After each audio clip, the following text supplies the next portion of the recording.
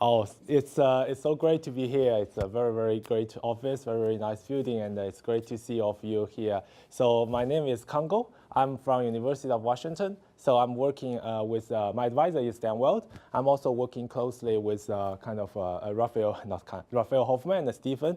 So I'm pretty sure many of you know them very well. So we are working on the project called the Exploit Parallel News Stream for Relation Extraction. So the idea is that there are a lot of good things in the news articles, especially the news articles, they are not appearing alone. They kind of, multiple news stories will talk about the same thing, so we can exploit this kind of a parallel news streams for the task of relation extraction. I will talk more about the relation extraction, parallel news stream, and how we exploit them. So this work takes a lot of input from Raphael and Stephen. So definitely they are the co-author of my work. So let's first briefly talk about the idea of a relation extraction. The idea of relation extraction is that you have some relations of interest, like you are interested in the person born in a place, or a person traveled to a location, or something like the person is a member of a sport team, right? You want to extract these kind of facts from the unlabeled text, so from the raw text. So for example, like given the piece of unlabeled text, like our captain, JJ, is a phenomenal athlete, said the Gators head coach, Urban Meyer. By reading this text, humans is getting the information that the JJ is a member of the team Gator, right? This is one fact expressed in this sentence. Another fact is that the athlete JJ is coached by his coach, Urban Meyer. So these two facts are expressed in this sentence, and they are the relations of interest. The question is that can we design an automatic method, an AI approach, to extract these facts from the text by our extractor model? So that's the problem of relation extraction. That's the problem I'm interested to solve during my PhD work. So in order to solve this task, one kind of very immediate idea is to do supervised learning, right? You have a lot of manual labelings. You label a lot of data, and you try to build the extractor with that. So for example, you have a list of sentences, like Coach Urban Meyer at Florida Gates. You know that this is the first argument, this is the second argument, and this sentence expresses the relation that the first argument, the coach, the second argument is the coach, the first argument is the team.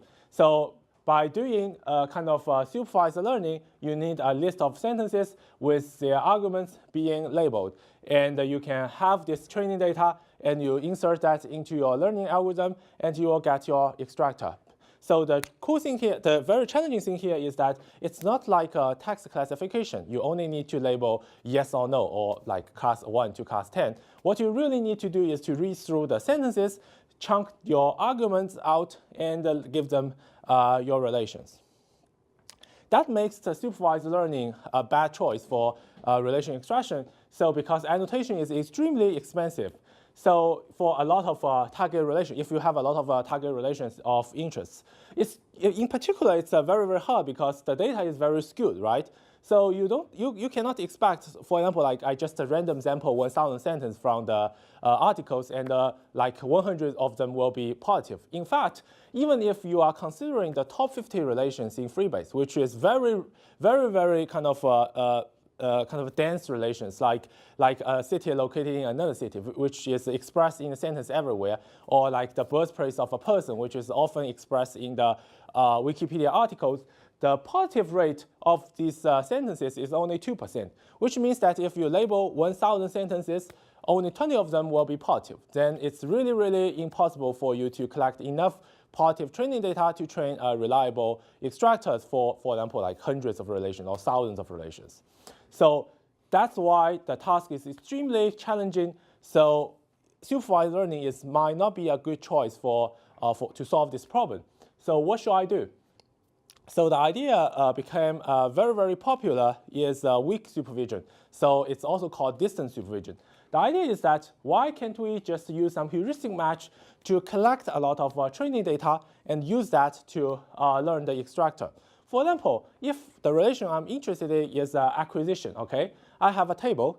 Some database will tell me one company acquires another company, right? It's not too hard to find these databases. So the database tells me Google acquires YouTube. Okay, that's great. Then I just do the heuristic match from these facts, like Google acquires YouTube, Citigroup acquires EMI, Oracle acquires Sun, and I match these facts to the sentences. I would get, for example, if the sentence says Citigroup has taken over EMI, the British blah, blah, blah, and it contains the argument 1 Citigroup, the argument 2 EMI, I could use this sentence as the training data for the relation acquisition. So this is the idea of a weak supervision. So I have the facts from the database. I generate some training data, which are not that good. Maybe they are not gold sentences. Because, for example, if the sentence is Google add a new feature to YouTube, right? This is not the training sentence for acquisition, but it's still kind of contain the argument pairs. So we call it silver training data. It's not a formal name, but you understand what it means. So the idea of a distance supervision became very popular because you do not need the manual labeling anymore. You use the database, which is existing, a very large database, a labeled corpus, which is unlimited. You do some heuristic match, which is fully automatic. You have the training set to replace the manual labeling. So, and you can let this pipeline go. So everything is great, right? Until you find the performance is pretty bad. So the limitation of distance supervision is that, so the heuristic match is pretty bad in many, many cases. You can't find a lot of true positives. In fact, there are so many false positives, like Google add a new feature to YouTube, or Google and YouTube, or even something like that. So another big problem is that, so there are multiple positive facts per match. So a good example is like Apple, Steve Jobs was the CEO of Apple. He was also the founder of Apple. Of course, he also holds a lot of shares of Apple. So there are so many facts of this particular argument pair. So when we are doing kind of a relation extraction, when we do the heuristic match, if I have a sentence, Steve Jobs and Apple, which relation it is expressing? How can I do this heuristic match? This is also a big challenge for this distance supervision idea. So we have our solution, which is called multi-R. Perhaps some of you know this method. So the paper is blah blah very long. So basically, the idea is to handle the overlapping relations, like Steve Jobs and Apple. There are so many different relations, and we also handle the false positive training data problem. So the cool idea on this kind of this multi-R and distance supervision idea is that, so we have a lot of facts, okay? So like Steve Jobs is the CEO of Apple, Steve Jobs is a shareholder of Apple. They came from database, so they are facts, okay? We do not need any kind of inference or probabilistic on that, so they are kind of observed variables. And we also introduce some hidden variables for each particular sentence, because one sentence could express the relation of CEO of, could express the relation of shareholder of, or it could be nothing. It could just be a random sentence. Coincidentally, two arguments are there.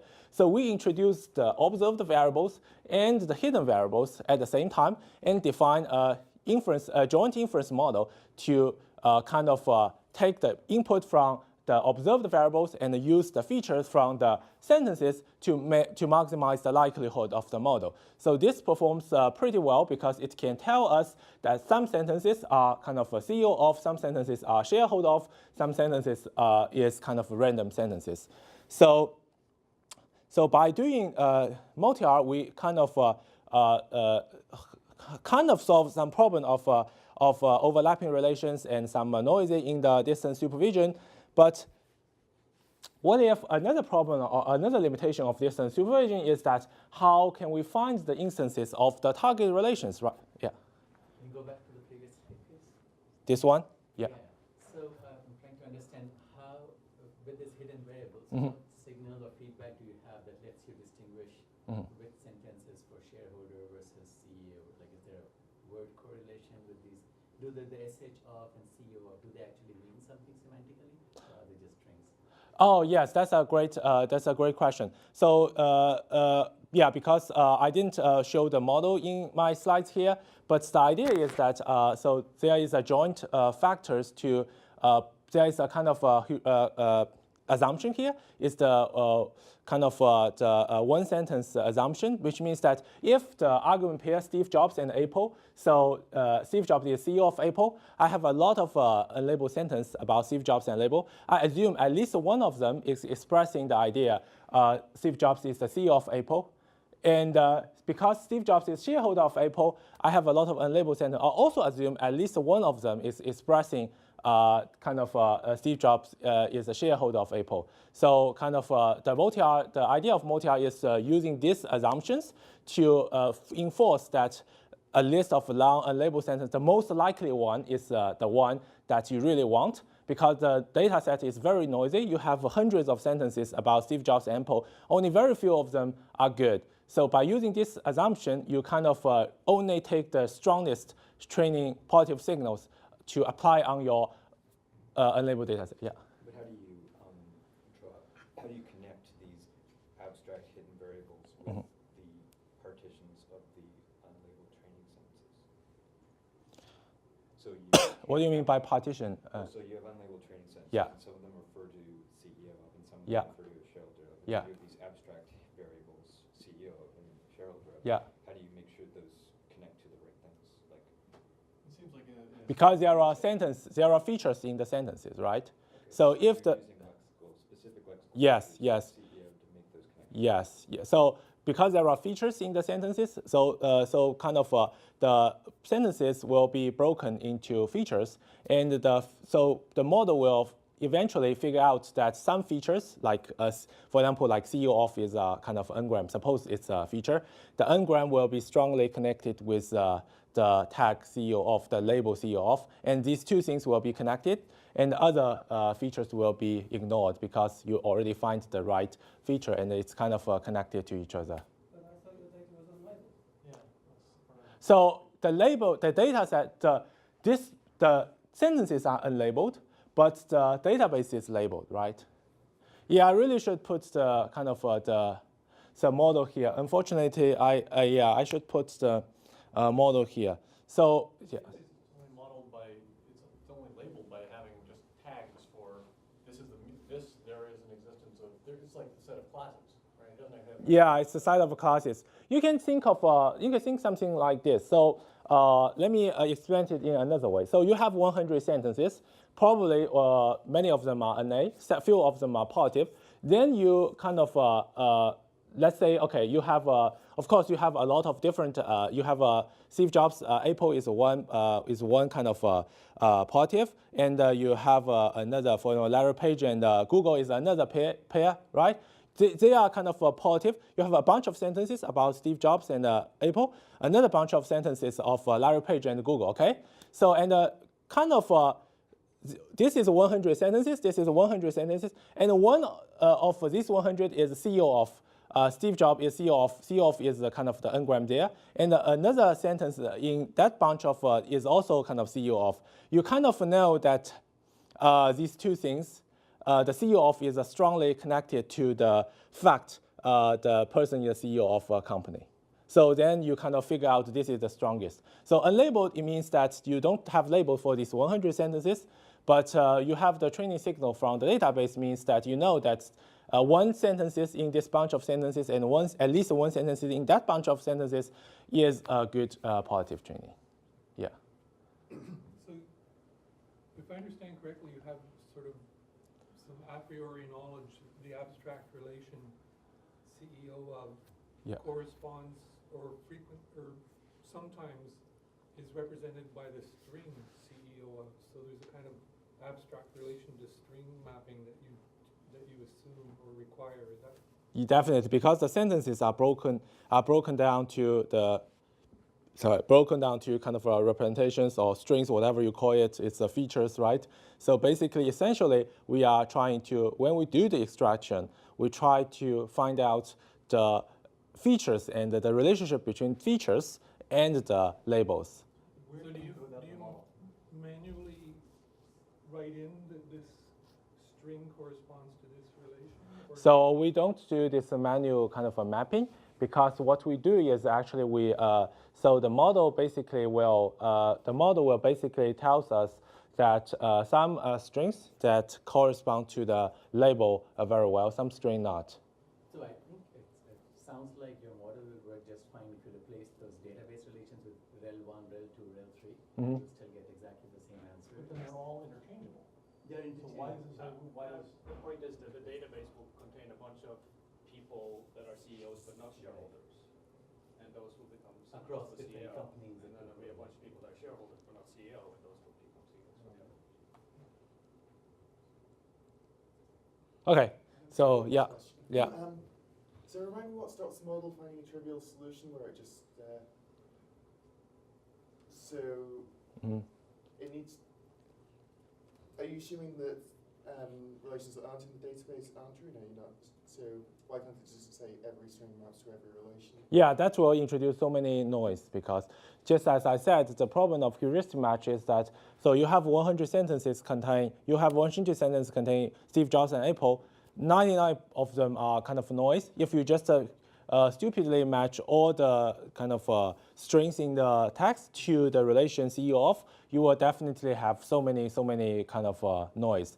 And you. Wasn't the model stopping it doing that? Why does it Yeah. like that? So the model stops doing that is because when it finds one sentence that is good, it will stop updating the weights for the other strings.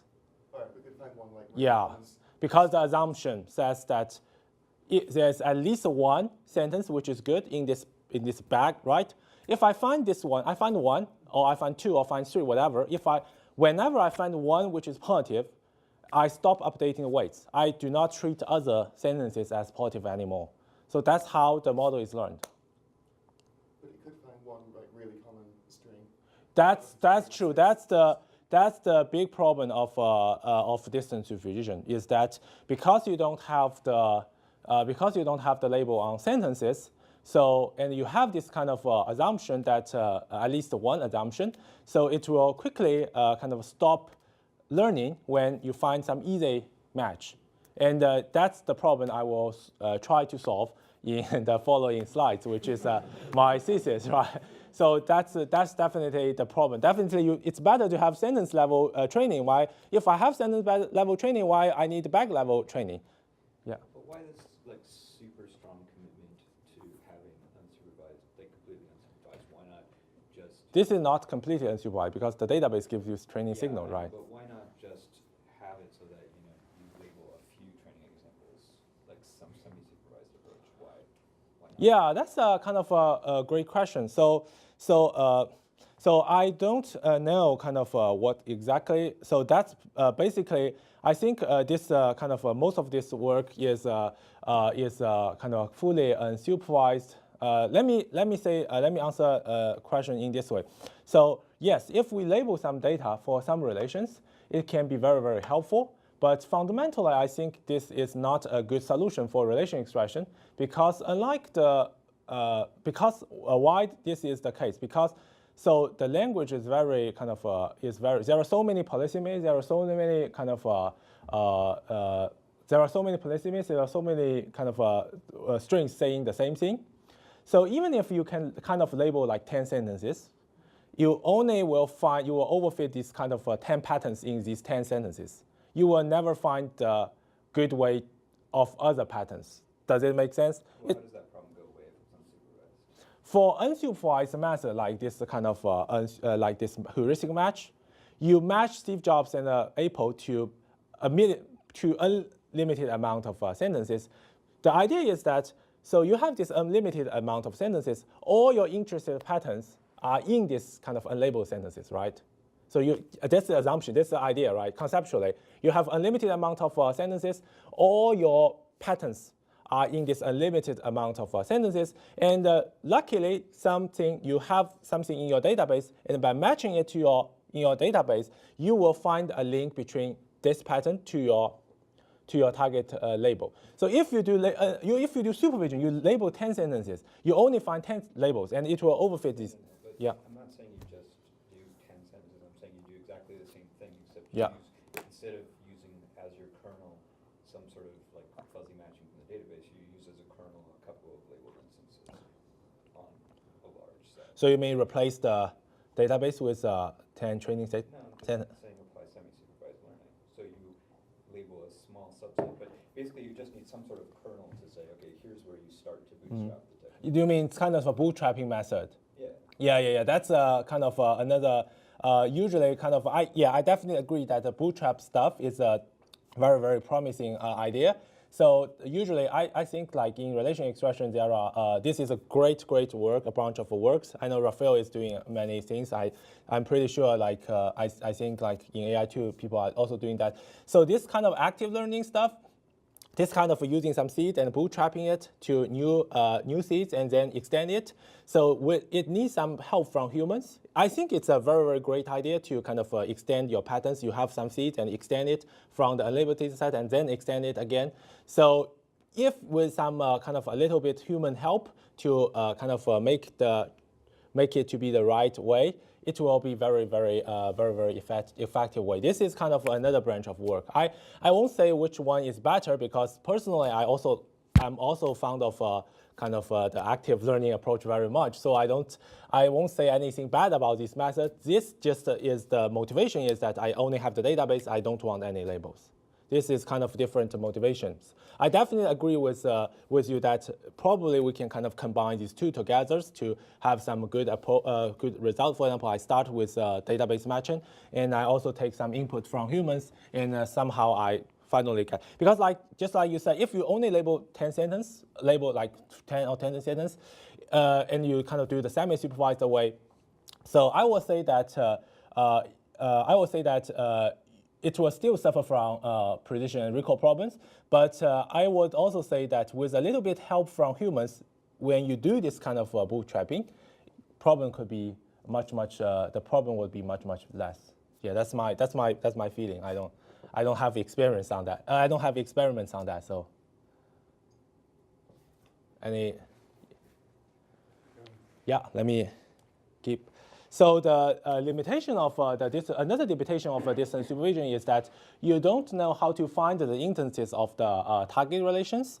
So for example, so what if some kind of your target relation is that the athlete is coached by the athlete is coached by another athlete, which is a coach, and in your database you only have kind of a person team, and the person team like two relations play for and another relation coach. What you really need is that, so there is no kind of a direct mapping from your kind of relation to the database. What you really need is a database to create a database view that can join these two relations together. So we propose another solution for that, which is called ontological smoothing for relation extraction. So the idea is that so you have some target relation that you are interested in. Then you kind of build a mapping from this target relation to your background relation, which is, for example, like FreeBase or Wikipedia. There are so many different relations in this database. You can do a lot of join and projection and selection on that. And the output of this mapping is a list of instances come from the select this database, and you can do the distance supervision on these instances. So it can solve the problem that the relation is not a direct mapping to the database, but you can do some tricks on the database to join some tables and get your targeted relation. So, okay, so we have two solutions to improve distance supervision. One is multi-R, one is ontological smoothing. But the distance supervision still has a fundamental problem, that is, what if the relation doesn't even exist in the database at all? So for example, like if you are interested in some event relations, like a person travels to a location, or like politicians meet another politician, or like a company hire an employee or something like that. So these relations are basically event relations. They are strongly related to time stamps. So basically, one thing is bad for us is that you can hardly find a database table containing these facts. Secondly, even if you have a kind of a table about your event relation, like acquire or K, you can find acquire in the FreeBase. But when you match the fact, like travel to like the hire, to your text, it's really hard to find any positive match, because the fact is strongly temporal related. So the goal of our research is to do relation extraction for these event relations. So we want to have to involve minimal kind of a human efforts. We want to cover a broad range of these event relations, and we also want to bring high precision. So how can we make it happen? So the basic idea is to acquire supervision from parallel news streams. So the first observation is that many kind of event relations, they are very, very frequently expressed in the news articles. So for example, if you are interested in company fires a person, you could just look at your news, and there are many, many news about such things like ESPN fires Roy Parker, or Kevin O'Neill out as USC coach, or MM dismissed as a Jaguar coach, or something like that. So there are a lot of instances in the news articles. So they are kind of the potential training data for us. But we still can answer how can I get these sentences out and use them as the training data for this relation, right? So another observation which is even better is that the news articles, they are not kind of coming out alone, right? So if there is an event happens in this world, so one news is talking about this event, there will be a lot of parallel news talking about the same idea, like the ESPN analyst Roy Parker, for example, was fired one day. So you would read parallel news like Roy Parker won't return to ESPN, Roy Parker out at ESPN for blah, blah, blah reason. So all these news come at the same time. So this is really, really a good news for me, because if we can find out one event about your relation, you can automatically kind of collect a lot of training data in parallel. All of them are kind of about the same thing, and all of them can be used as training data at the same time. So this figure shows a cartoon picture of our idea. So we collect a lot of parallel news from multiple sources, and we try to cluster them, right? I try to cluster them into a bunch of training data for every individual event relations. So I have a list of sentences for fire, a list of sentences for acquire, a list of sentences for travel to. And then I can immediately use supervision to build my extractor. So that's the idea of my work. So this is another cartoon picture to show its relationship between supervised learning and distance supervised learning. So basically what I'm doing is I replace the manual labeling of my system. I replace the database matching of my system with the component of news clustering. So I cluster the sentences of news to get a bunch of small groups of sentences that can be used as the training data to learn the relation extractor. Are you labeling those clusters? No. Yeah, so that's what I will talk, my method I will talk how we were going to do that. So the clustering challenges, when we talk about clustering, so there are fundamentally two challenges of clustering. One is the synonym challenge. So sometimes a lot of different verb phrases will talk about the same thing. So another challenge is polysemy challenge. I think you are all very familiar with these kind of challenges. Like Obama leaves Miami means he departs from Miami, and LeBron James leaves Miami means he didn't sign with Miami again. He kind of will not join Miami. So the question is, how could we exploit parallel news streams to handle these challenges? So in order to handle synonym challenges, parallel news is a very good resource, because you would find parallel sentences from different news articles that are talking about same things. So by looking at these kind of parallel sentences, you would get the synonyms of the same kind of verb phrase and relation phrase. So this allows us to get high precision paraphrases to handle synonym challenge. To handle polysemy challenge is also very interesting. So when you see Obama leaves Miami or LeBron James leaves Miami, it's really, really hard to tell why one leaves means departs from, another leaves means won't join. So, but the cool thing is that, so when you kind of look at the parallel news, this Obama leaves Miami often will come together with another sentence, Obama departs from Miami. So you know, you already find the synonyms of leaves.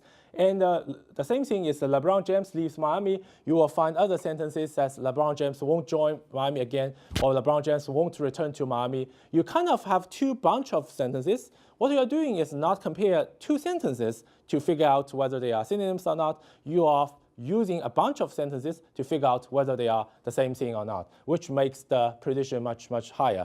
So our statement is to train the high precision event extractors with minimal effort for many, many event relations. So by exploiting the kind of the parallel news streams.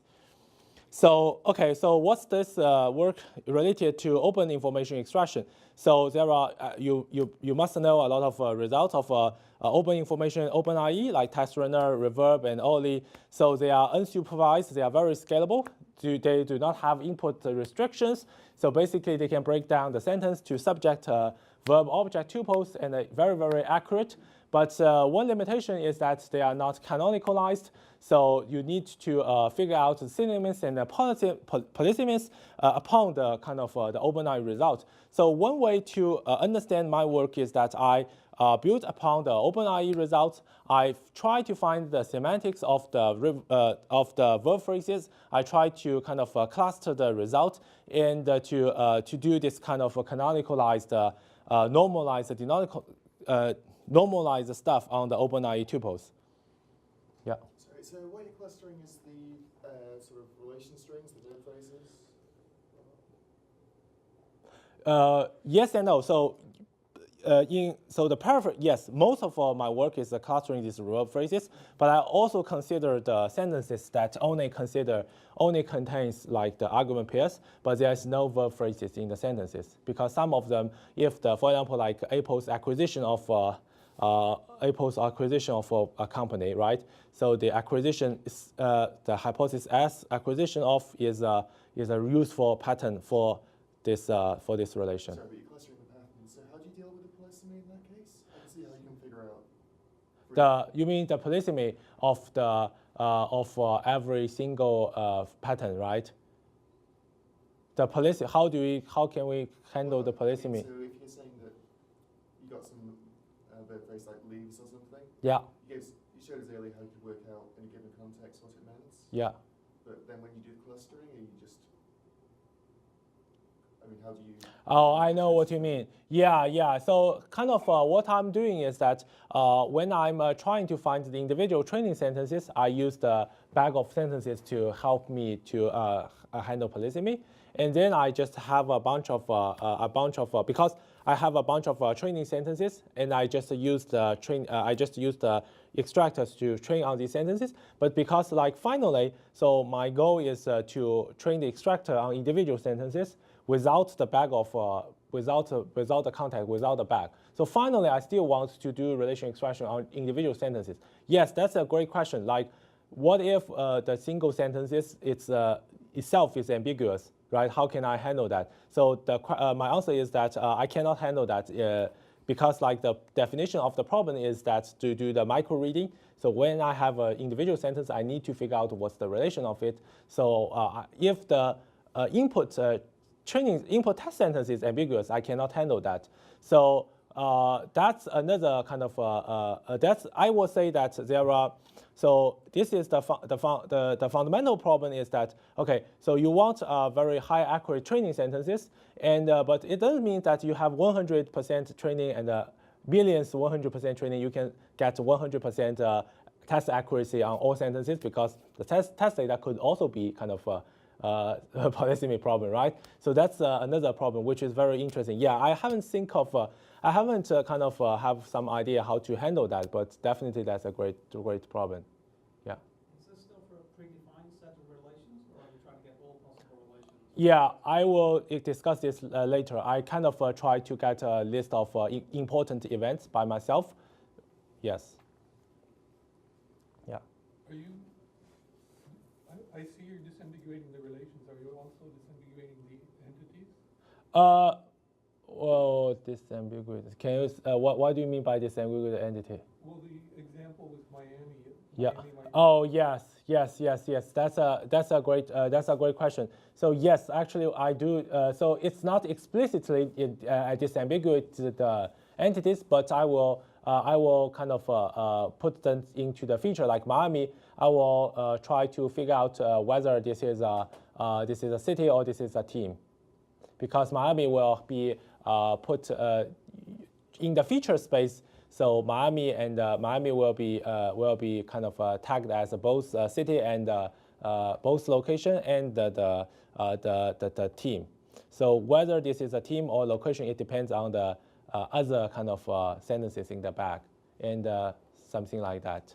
Are you simultaneously disambiguating the entities in the relations, or do you do one first and then the other? I do not do the disambiguation on the entities. I only do disambiguation on the phrases. The disambiguation on the entities is done kind of not explicitly. I see.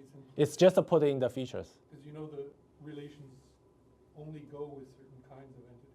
Yes, something like that. Yes, exactly. Okay. So okay, let me go to the system Okay, let me go to the kind of system overview. So basically, what I first do is to extract the event candidates from my news. What I'm going to do is take out this entity pairs from the news. So if there are multiple sentences at a particular date are talking about the entity pairs, then I will treat it as event candidate. So I will call it NewsSpike in my work. So I will explain why. So my second thing to do is to select the paraphrases for this entity pair, for this event candidate, like Snowden travels to Hong Kong, Snowden flies to Hong Kong, Snowden heads to Hong Kong. All these sentences are describing this event. I try to select the paraphrases from my news for each individual event candidate. So the second thing I'm going to do is I generate the training set by merging these small news spikes together, and I get bigger clusters. All of them are talking about the same relation, and then I can use it to train the extractor. So how can I get the paraphrases? So the previous work on paraphrasing, they largely rely on distribution similarity. So some famous work like DIRT and LaDia, which is DIRT plus selectional preferences, and Resolver by Alex and Oren. So they propose a kind of a new feature called ESP, which is very good for co-clustering and can handle a lot of antonym problems. But basically, the weakness of distributional similarity is that many of the work are suffering from the antonym problem. So if, for example, like in DIRT, if you search X4Y, what you will get is kind of something like a rise and something like a jump, which basically not the synonym of the relation, but actually it's the antonym of the relation. So it's easy to understand because their contexts are very close to each other. So we are using another idea to solve this problem. So suppose one day I saw ESP and Rob Parker. So I know there are some things going on with them. So I look at all sentences contain the argument pairs. Then I filter out those sentences that are not describing this entity pair. So I can kind of cross these two sentences away because one is about is angry with, another about hide Rob Parker years ago. So if I can cross them out, I can leave like several sentences and several paraphrases, and I think they are kind of talking about the same event, so they gave us the paraphrases. So this is our idea. So one thing I have to mention now is that not all this kind of argument pair and the date timestamp is a good candidate for event. Like if the sentences are mentioning Obama and the White House or Obama and the senator, something like that, you can see Obama addresses at the White House, Obama heads back to the White Houses. So basically these sentences, they are not good for paraphrasing because actually there's no event happening to this argument pair. So what I would say is that the idea of NewsSpike is really important because what is really good for us is that so the argument pairs, no one is talking about them at all for a long time, and suddenly a lot of people are talking about this argument pairs, and then kind of it's go away, right? This is really good because it suggests that there is an event to this argument pair. But something like Obama and the Senator, Obama and the White House is that you will see like high over time, right? Because so newspapers are talking about Obama, White House, Senator, Republicans, something like that, all every day, and it's really, really hard for the system to figure out what's really going on and to generate paraphrases based on that. So another heuristic we have is to use the tense to handle this paraphrase problem. So the idea is that so like in a bag of sentences, sometimes people will discuss will discuss something happened years ago to as the background. So you will see something like ESPN finds Rob Parker in one sentence, and another sentence says ESPN hired Rob Parker 3 years ago. One sentence is present, another sentence is past tense. So by using this heuristic, you can figure out what is happening now and what was happened like before. So another heuristic we use is called one mention per discourse. So the name was suggested by Tony. So kind of the idea is that the news articles tend not to duplicate itself. So especially in the first few sentences in the news articles. For example, like if you read the news article saying ESPN is angry about Rob Parker, ESPN fires Rob Parker, you have the signal that the is angry about is not very likely to be the same thing as fire, because news article will not say explicitly the same thing immediately one after another. So this idea is actually quite close to a realgram proposed by Naranjan. So, but I will not go deep to that now. So we put these signals like the NewsSpike features, the tense features, and also some text features, and also our kind of the one mentioned per discourse heuristic together to joint infer whether ESPN Rob Parker and whether the NewsSpike is a good event or not, or whether every single phrase is talking about the event or not. So by doing this kind of joint model, we can build a paraphrase data set. So in order to evaluate the result of paraphrasing, we manually label the paraphrases on 500 news spikes as our training data, and we measure the pairwise precision and recall based on our labels, and we do some cross validation to get our numbers. So here are the performance numbers. So the baseline method is very, very simple. Basically, I treat all the sentences from my NewsSpike as the paraphrase to each other. So whatever happens, ESPN, Rob Parker, every single sentences, I assume they are all talking about the same thing, and I get a kind of a paraphrase data set by doing this, right? So it's amazingly that the recall, of course, recall is one. It's because that's all the data we have labeled. Amazingly, the precision is as high as 67. It suggests us that the parallel data set is a very, very good data set for us to build the extractors on, because sentences are largely, basic assumption is right. So sentences are talking about the same thing.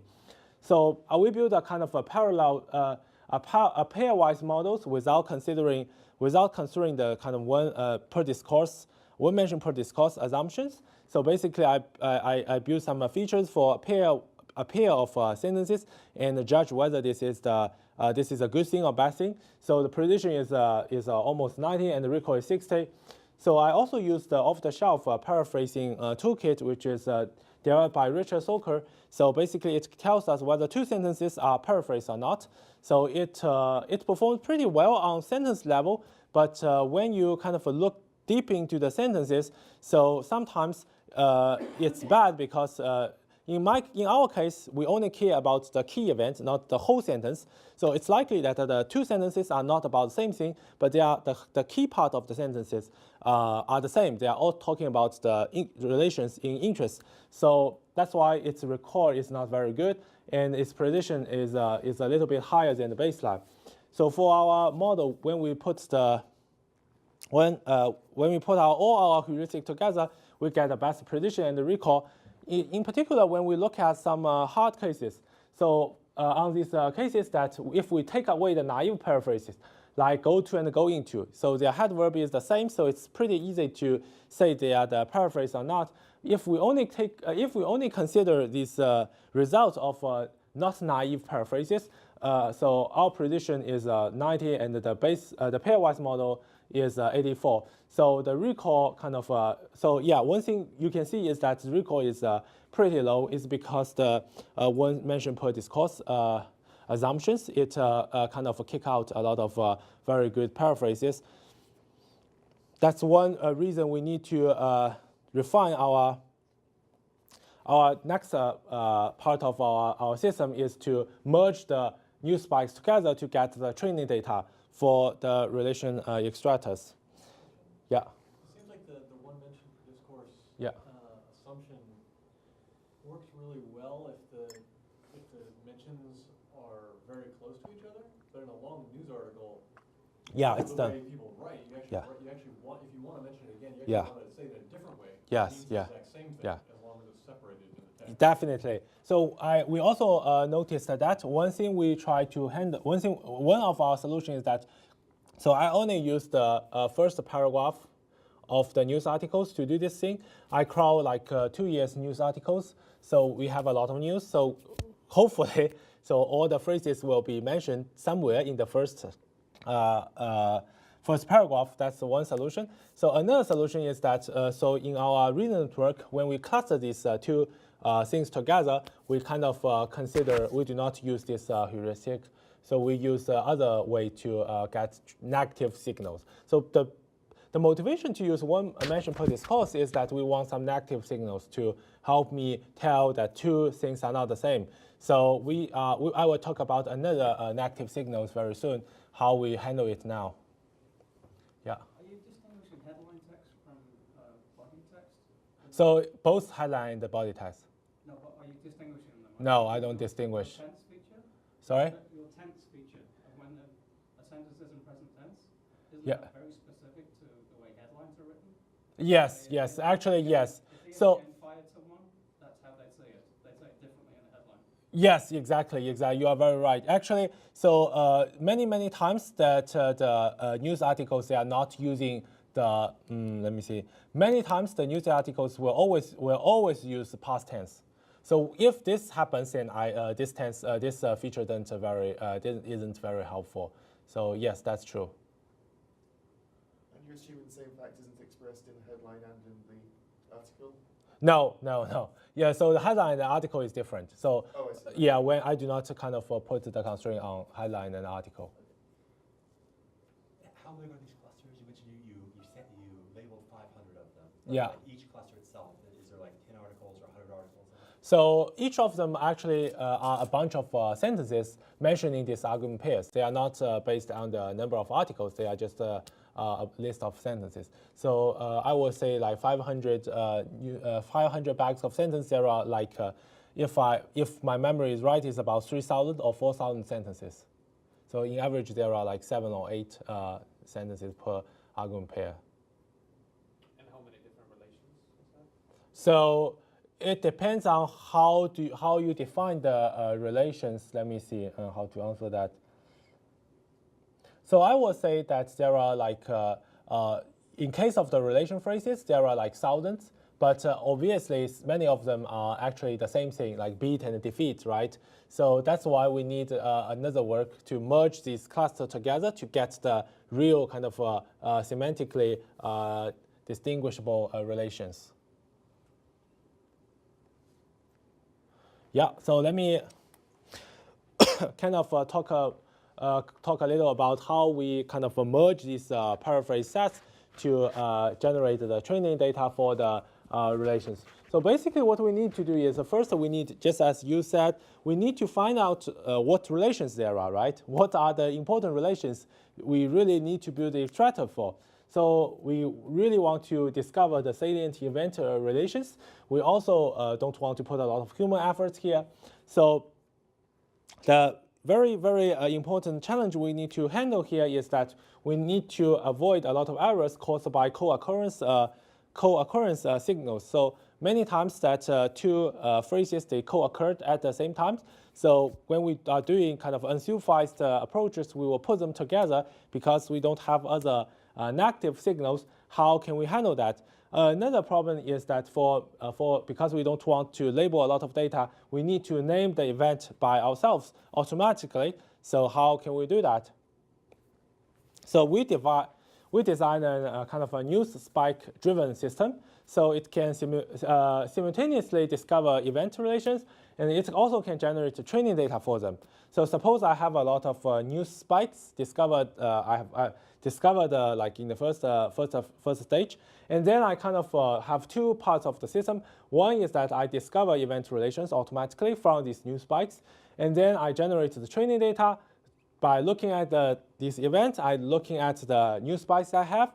Then I can learn the extractors. So the input of my event extractors are individual sentences. We do not consider bags. And then we extract the facts from the sentences. So the first problem is how to discover event relations, right? We need a way to represent the event relations. In our work, we just use a simple way to represent them as the verb phrases together with the name entities of the arguments. So why do we use this kind of way to represent the event relations? Is because like we have very robust name entity recognition system. So even for the fine-grained entity types like athletes, politicians, like cities, so Shell has a very good fine-grained name entity recognition system to tag every individual name entity what kind of fine-grained type it is. So we use that to have, maybe this is a not very good example because this thing can be athlete, this thing can be company or city, something like that. So another thing, of course, why we can have travel to, because we have OpenRE system to get the event phrases from the text, so we can easily kind of get a lot of this kind of tuple to represent the events. So the question is, how can we discover a list of course, we can kind of, there are 100 event, 100 kind of name entity types, thousands of verb phrases. How to find some really interesting event relation is still challenging. What we do is we want to find a list of most salient event relations, and we also want to reduce the overlap between them. So when you find out one relation which is a team beats another team, you will not try to find another kind of relation which is a team defeats another team because they kind of overlap too much. So what we do now is I list all my candidates here. So every cycle means a candidate. So for example, like a person travel to a location is a candidate.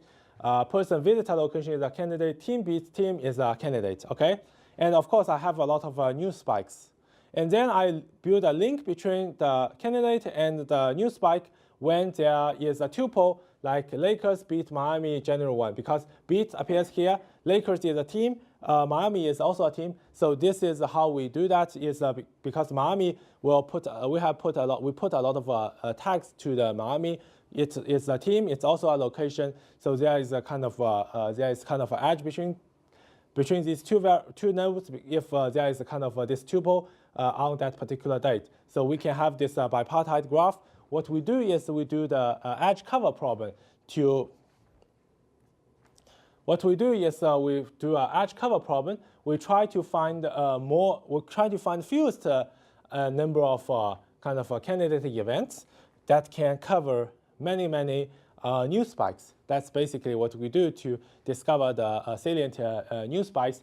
So in order to reduce the overlapping between discovered events, what we do is that each news spike should be only covered by one relation. For example, like, so when you find out that Obama, Miami, and General 1 links to travel to person location, and this one is selected, this one cannot be selected again because otherwise it will kind of conflict this assumption that one node can only be linked to one event. Yeah. Oh, sorry. So yeah, let's say. So based on that, we kind of generate the training set. So the key challenge here is I want to distinguish about the paraphrases. So distinguish about this correlated stuff. Yeah, let me focus on this part. I think that's the most interesting one. So how can we distinguish the kind of the correlated negatives? They are very strongly correlated. They are kind of mentioned together many times, but they are actually not paraphrases. Like buy and own, like beat and lead and beat and play, like travel and leave, their distribution similarity is very high.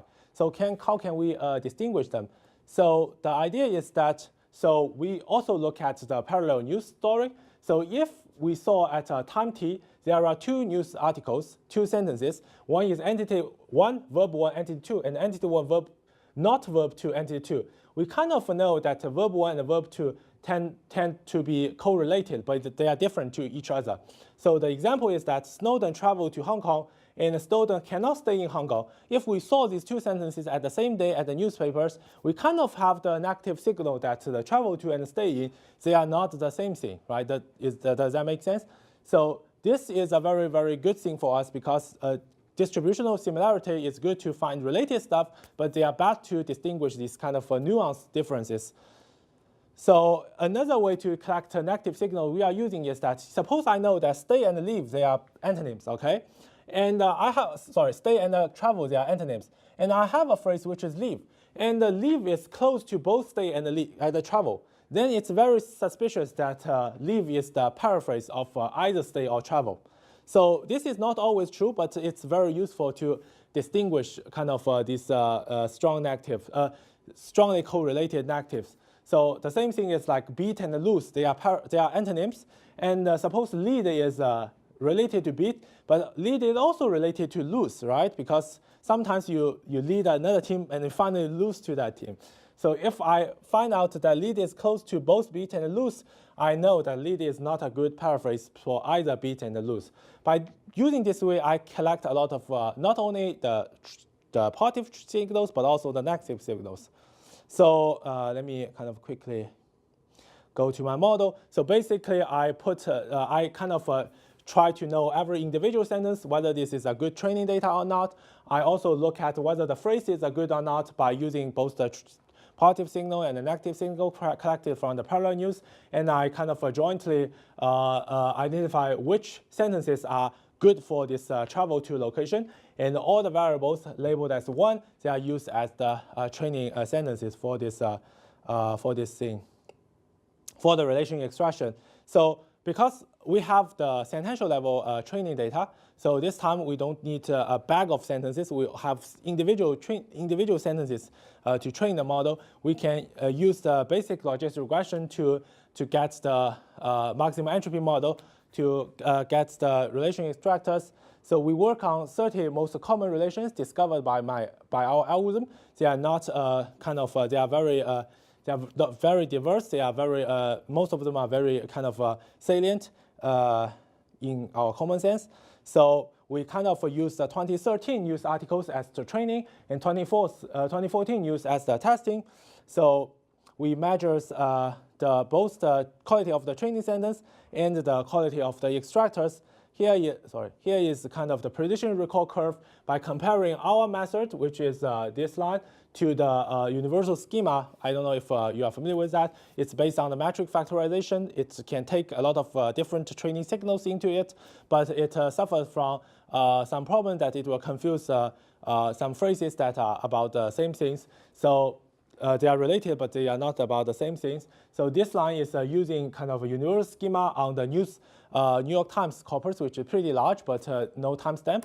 This line is pretty interesting. I'm using the universal schema on our kind of a parallel data set without changing anything about universal schema, just using a new data set, which is having the timestamps.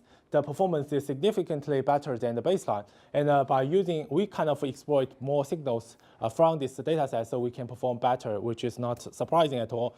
So, yeah, okay, so sorry about that. So this is the by relation kind of evaluation, which our result is better in most relations. And this is the result on doing the distance supervision by comparing the distance supervision, so and you can find some instances in the database. So our result is much better. So okay, so to conclude that, so basically we kind of do distance supervision has a lot of problem. We define a new unsupervised approach to handle this, so we can automatically find a lot of training data. And yeah, so that's basically our work. So this work is largely based on Tony's kind of reverb and Xiao's fine-grained name entity recognition. So I also kind of use kind of some result from Alan. And yeah, it's very lucky to work together in University of Washington with Mausen and Oren, definitely. So yeah, that's sorry, it's a little bit late. Yeah.